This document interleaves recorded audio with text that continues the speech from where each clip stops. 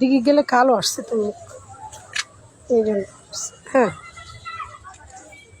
বল। আসসালামু আলাইকুম, আমি শাহনাজ পারভিন জনি বলছি নরসিংদী থেকে। এখন বর্তমানে কটিয়াদি থানাতে আছি, কিশোরগঞ্জ জেলা থেকে।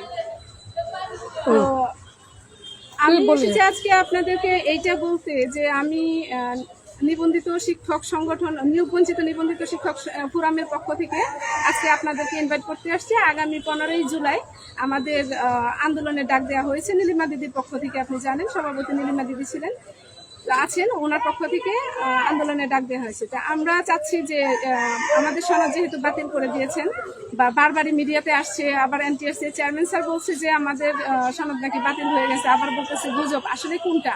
আর আমাদেরকে নিয়োগ কেন এত দেরি করা হচ্ছে, কেন দিবে না, কেন দিচ্ছে না, এটা নিয়ে কিন্তু আমরা আজকে 3-4 বছর যাবত ওনাদের পিছনে পড়ে আছি, আপনারা জানেন। এই জন্য আজকে আপনাদের সবাইকে বলছি, যারা নিয়োগ বঞ্চিত নিবন্ধিত শিক্ষক আছেন, যারা একান্তই চাকরিটা চান, তাদেরকে আমরা বলতে চাই যে শেষ মাস না, মানে শেষবারের মতো আমরা একটা কঠোর আন্দোলনে যাচ্ছি। আমরা এটার জবাব চাই যে এতদিন যাবৎ শেষ পর্যন্ত, এর আগে যখন রমজান মাসে আন্দোলন হয়েছিল, চেয়ারম্যান স্যার আমাদের আশ্বাস দিয়েছিলেন। তো এই আশ্বাসের পর থেকে আমরা কিন্তু এতদিন অনেকদিন অপেক্ষা করেছি, এবং একটা গণবিজ্ঞপ্তিও পার হয়ে গেছে যেখানে আমাদেরকে নিয়োগ দেওয়া হয় না, আমাদেরকে টোটালি বাদ করে দিয়েছেন। এদিকে স্যার কিন্তু বলেছেন যে মিডিয়াতে যে এটা নাকি আমাদেরকে বাদ দেওয়ার এটা নাকি গুজব ছিল। তো আমরা কিন্তু পরবর্তী সময় আর কোনো এই নিয়োগে কিন্তু জয়েন করতে পারি নাই। তো পারি নাই বলতে এভাবে যদি একটা দুটা করে সবটা পার হয়ে যায়, আমরা চাকরিটা পাবো কবে, আর কবে নিয়োগটাই পাবো বলেন? এই জন্যে আমরা চাই এখন শেষবারের মতো স্যারের মুখোমুখি হতে এবং কথা বলতে, জানতে যে আসলে নিয়োগটা কবে হবে। আমরা এর বাইরে কিছু জানি না। তো আমরা আগামী 15 তারিখ, আগামী 15ই জুলাই আমরা সবাই এক হচ্ছি। আপনারা সবাই আসবেন, যারা নিয়োগ বঞ্চিত নিবন্ধিত শিক্ষক এবং এই চাকরিটা চান। যারা চান না তারা অবশ্যই মাঠে আসবেন না, তাদেরকে বলেও আনা যাবে না। যারা চান অবশ্যই কেউ ঘরে বসে থাকবেন না, কারণ ঘরে বসে থাকার সময় নেই। অনেকেই, আমার জানা মতো অনেকেই চাচ্ছেন যে আমরা আবার কেন আন্দোলনে ডাক দিচ্ছি না, আন্দোলন কেন হচ্ছে না, একা করে আসতে পারছে না। অনেকের মনে ক্ষোভ আছে, আবার অনেকেই বলে কিছুই হবে না, কারণ কার হবে না, যার এই চাকরিটার দরকার নাই। আমরা আসলে তাদেরকে চাচ্ছি না, আমরা তাদেরকে চাই যাদের একান্ত এই চাকরিটা দরকার এবং রাস্তায় নেমে হলেও দাবিটা আদায় করবেন। আর আমার মনে হয় যে শেষ পর্যন্ত এত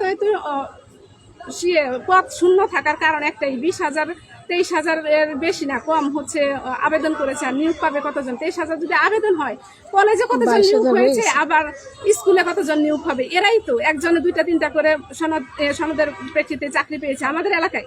এখন আপনার প্রেক্ষিতে কেমন, আপনার এলাকায় কেমন সেটা আপনি জানেন। এই ক্ষেত্রে দেখা যায় যে 10,000 লোক টোটালি ফিজিক্যালি নিয়োগ হবে না। তো সেই ক্ষেত্রে পদ কিন্তু আরো 90,000 ফাঁকা পড়ে যায়। সেখানে কিন্তু দাবিদার কারা? আমরা। আর আমরা যদি আজকে রাস্তায় না নামি, দাবিটা আদায় না করি, আর কোনো পথ নাই। পরবর্তী নিয়োগে আবার দেখা যাবে এগুলো ব্লক হয়ে গেছে, আবার পরীক্ষা নিবে, চাকরি দিবে। কিন্তু আমরা যে সনদ পেয়েছি এটা তো আমাদের দাবি, আমাদের অধিকার। আমাদের অধিকার নষ্ট করার মতো কারোর ক্ষমতা নাই। আর এটা আমাদেরকে রাস্তায় হাজির থেকে এবং মুখোমুখি হয়ে কঠোর আন্দোলনে যেই কিন্তু এটা প্রমাণ করতে হবে। আর যদি আপনার মনে হয় যে আপনি আসবেন না, তার মানে আপনার অন্য একটা পথ হয়ে গেছে। অলরেডি আগে শিক্ষামন্ত্রী, মানে বিগত শিক্ষামন্ত্রী যিনি যেটা বলে গেছেন যে অন্য কিছু করে খান, আপনি অন্য কিছুতে চলে গেছেন। কিন্তু আপনার প্রতি রিকোয়েস্ট, যারা অন্য কিছুতে চলে গেছেন, যে আপনার পরিচিত যারা আছে সবাইকে আপনি জানাবেন যে আমরা আবার আন্দোলনে নামছি, এবং সেটাই হবে শেষ আমাদের দাবি আদায়ের আন্দোলন। আর এখানে আপনারা সবাই উপস্থিত থাকবেন, কেউ ঘরে বসে থাকবেন না। আর একটা জিনিস আপনাকে এই জন্য বলছি বারবার, যে কেন সবাইকে উপস্থিত থাকতে হবে। একটা দিন যদি ছুটি না করে নিতে পারেন, তারপরে বাকি দিনগুলোতে কাউকে আপনি অভিযোগ করতে পারবেন না দিদি সবসময় আমি ছিলাম, আমাকে রাখলেন না। আপনি চিন্তা করে দেখেন, আপনি সারা জীবন ভালো স্টুডেন্ট ছিলেন, কিন্তু আপনি টেস্ট পরীক্ষা পর্যন্ত ফার্স্ট হয়েছেন, সেকেন্ড হয়েছেন, থার্ড হয়েছেন, আপনি ফাইনাল পরীক্ষা অ্যাটেন্ড করেন না। আপনি কিন্তু সেখানে আপনি চাইতে পারেন না যে আপনি কেন স্টার এ প্লাস পান নাই, এ মাইনাস পান নাই, এ গ্রেড পান নাই, কারণ আপনি অ্যাটেন্ডই করেন না। এই জন্য আপনার আজকে অন্তত এই ফাইনাল ডেটে আপনাকে রিকোয়েস্ট করছে, রিকোয়েস্ট না, এটা একেবারে আমাদের আবেদন যে আপনাকে আসতেই হবে, আদারওয়াইজ আমাদের কিছু করার নাই। এইটার আরেকটা কারণ হচ্ছে গত আন্দোলনে 200 দিনের আন্দোলনে কেমন উপস্থিতি ছিল এবং শেষ দিন কতটুকু উপস্থিতি ছিল, এটা কিন্তু আমাদের সার্ভে করা। আমির ভাই একটা ভুল করেছিল, যে আমির ভাই একটা অনলাইনে গুগল ফর্ম ছেড়েছিল, যেখানে সবাই মোটামুটি 22 থেকে 50,000 লোকের আবেদন ছিল। ওখানে একটা লিস্ট ছিল আমাদের কাছে, কিন্তু আন্দোলনে ডাক দিয়ে লোক পাইতাম না। আসলে চাকরির প্রত্যাশী কারা আমরা সেটা জানতে চাই। আমরা আর এভাবে গুগল ফর্ম ছাড়তে চাই না। যাদের চাকরির দরকার তারা মাঠে আসবে, এবং তারাই আমাদের হিসাবে, তাদের নিয়ে আমরা দাবি করব এনটিআরসি এর কাছে বা চেয়ারম্যানের কাছে যে তাদেরকে চাকরি দিতে হবে, এছাড়া আমাদের আর কোনো পথ নাই। এটা হচ্ছে আমাদের লক্ষ্য। এখন আপনি আসবেন কি আসবেন না একান্তই আপনার ব্যাপার। আরেকটা গ্রুপ আছে যারা বলছেন আপনারা যে আমরা এক হচ্ছি না কেন, এক হচ্ছি না কেন। ভাই আমরা দুই কোথায়, আমরা তো এক। আপনি চিন্তা করেন, আমরা আমির ভাইকে নিয়ে 200 দিন ছিলাম, রাস্তায় ছিলাম, কিভাবে ছিলাম যারা উপস্থিত ছিলেন তারা জানতেন। তারপর আমির ভাই যথেষ্ট সময় দিয়েছেন, চেষ্টা করেছেন। উনিও একটা কর্ম করে খান, উনি তো সারা জীবন এখানে পড়ে থাকতে পারে না। আর উনি যে যতটুকু সাধ্য ছিল ওনার সর্বাত্মক চেষ্টা দিয়ে করেছে। এখন আমরা যারা সাধারণ নিবন্ধনধারী, আমাদের যারা চাকরির দরকার, তখন আমরা সিলেক্ট করেছি নীলিমা দিদিকে এই মুহূর্তে দরকার। কারণ আমরা যেভাবে দেখেছি উনি যতটা শ্রম দিয়েছিলেন এবং উপস্থিত থেকেছিলেন, এবং ব্যাকগ্রাউন্ড ওনার যে ফ্যামিলি ব্যাকগ্রাউন্ড ছিল বা ওনার পরিচিতি ছিল, ওটা দেখে আমাদের মনে হয়েছে উনি আমাদের চাইতে বেটার কাজ করতে পারে এই লাইনে। আমি হয়তো বা কথা বলতে পারবো, আরেকজন আরেকটা কাজে ভালো, আরেকজনের পরিচিতি ভালো আছে, আরেকজন ভালো দৌড়াদৌড়ি করতে পারে, লিঙ্ক ভালো, একজনের টাকা আছে। আমাদের সবাই নিয়ে কিন্তু সংগঠন বা আন্দোলন হয়, একা কোনো আন্দোলন হয় না। তাই দেখেন, আজকে যদি আপনি মক্কায় হজ করতে যান, হয় কি আপনি বাড়ি থেকে আধা কিলো হাঁটবেন, তারপরে রিক্সায় চড়বেন, তারপর সিএনজি, তারপরে বাসে করে ঢাকায় যাবেন, তারপরে কিন্তু বিমানে যেতে হবে। এখন তাই বলে আপনি বিমানে মক্কায় পৌঁছলেন, কিন্তু বাড়ি পর্যন্ত যে আধা মাইল আপনি হাঁটলেন, এটার কিন্তু গুরুত্ব কম না। আজকে আমির ভাইকে আমরা কিন্তু ভুলে যাই না, বাদও দেয় না। আমির ভাইকে সামনে রাখছি সবসময়। আমির ভাই বড়, সবসময় আমির ভাই থাকবে। আমির ভাইকে আমরা কোনোভাবেই ছোট করার কোনো ক্ষমতাও নাই, আর এটা করবেও না। কারণ আমির ভাই এই জায়গাটা আমাদের চিনিয়েছে, আমির ভাই আমাদের সবকিছু করেছে। তো শেষ পর্যন্ত আমির ভাই যতটুকু সাধ্য ছিল সবটা দিয়ে করেছেন। এরপরে উনি পারছেন না বিরাই কিন্তু আমরা সেই সময় ব্যর্থ হয়েছি। একরকম বলাই যায় যে আমরা ব্যর্থ। এরপরে আমাদের মনে হয়েছে আন্দোলনটা থামিয়ে দিলে হয় না। আমির ভাই কিন্তু থামিয়ে দিছিল, তারপরে আর চলে না আন্দোলনটা। তারপরে আমাদের মনে হয়েছিল যারা আমরা সবসময় মাঠে ছিলাম, অনেক পরিশ্রম, অনেক কষ্ট ছিল আমাদের। মনে হয়েছিল এখানে শেষ করে দিলে হয় না, জীবনটা কিন্তু আসলে থামিয়ে দিলে কিন্তু থেমে যায় না জীবন কিন্তু আমাদের চলছে, কিন্তু কতটা কষ্ট চলছে এটা আমরা বুঝি, আর কেউ জানে না। এটা আমার মতো যদি আপনি হন, যে লাইফটা আপনি যাপিত জীবন কতটা কষ্টের হয়, যে যাপন করে সেই বুঝে। তো আমি আজকে আপনাদের এই জায়গা থেকে বলবো যে নীলিমা দিদি কোনোভাবেই আলাদা নয়, আমির ভাই আলাদা নেই, ইয়াসিন ভাই, আমির ভাই সবাই একসাথে আসবে আমার মনে হয়। আর যদি যারা ভালোই বাসেন, আমার মনে হয় যে আন্দোলনকারী যারা মানে লেখালেখি করেন, আসলে আন্দোলনে তারা আসেন না, আপনারা যারা লেখালেখি করেন, মানে যারা আন্দোলনের মাঠে আছে তাদের চাইতে বেশি বোঝেন, তারা একটু লেখালেখি করেন, নেগেটিভ কমেন্টস করেন, আর এটা করে করে সবাইকে বিভ্রান্তিতে ফেলে দিচ্ছেন। যারা একটু কনফিউজ থাকে যে আসবে কি আসবে না, আন্দোলনকে আসলেই 2-3 দলে গঠিত হয়েছে কি হয় নাই, এইসব দলে আসলে তারা কিন্তু মাঠে আসে নাই। তারা আন্দোলনকে বিভ্রান্ত করে আন্দোলনকে নষ্ট করতে চায়। আসলে চাকরির দরকার সবার, যাদের চাকরির দরকার সবাই আসবে মাঠে। আপনার চাকরির দরকার আপনি আসবেন, কে নেতা কে নেত্রী ওটা আপনার খোঁজার দরকার নেই। তারপরেও বলছে আমির ভাই, আমরা বলি সবসময় যে আমির ভাই আসে পাশে থাকবে, এবং আশা করি যে উনি আসবে। এখন ওনার যদি সময় হয় উনি আসবে, না সময় হলে তো আমাদের করার কিছু নাই, আপনি আসবেন, এটা আপনার কাছে আমাদের দাবি। আর এটাই মনে হয় আমাদের শেষ পর্যায়ে। আপনি জানেন যে এই পর্যন্ত কতবার এনটিআরসি আমাদের সাথে কত কি নাটক করেছে। তো এই নাটকের ইতি টানতে চাই, আমরা আসলে ইতি টানতে চাই। আমাদের নিয়োগ দরকার, নিয়োগ। এখন আমরা যত সহজ করে দিলে পরে এনটিআরসি আমাদেরকে চাকরি দেওয়া সহজ হবে, আমরা সেটা চেষ্টা করতেছি। এখন আপনার যদি মনে হয় আসবেন না। আরেকটা ব্যাপার হচ্ছে টাকা নিয়ে নানা রকমের কথা। টাকাটা ওপেনলি বলতে চাই যে আজকে এই পর্যন্ত আপনাদেরকে এই কথাটা কেউ খোলাসা করে নাই যে টাকা নিয়ে কথা। ইভেন এনটিআরসি এর চেয়ারম্যান স্যার এগুলো নানান সংগঠনের সাথে বলেছেন। আসলে একটা চড়ুই বাতি খেললে কি টাকা লাগে না? আপনাকে ফ্রিতে কেউ খাওয়ায় না।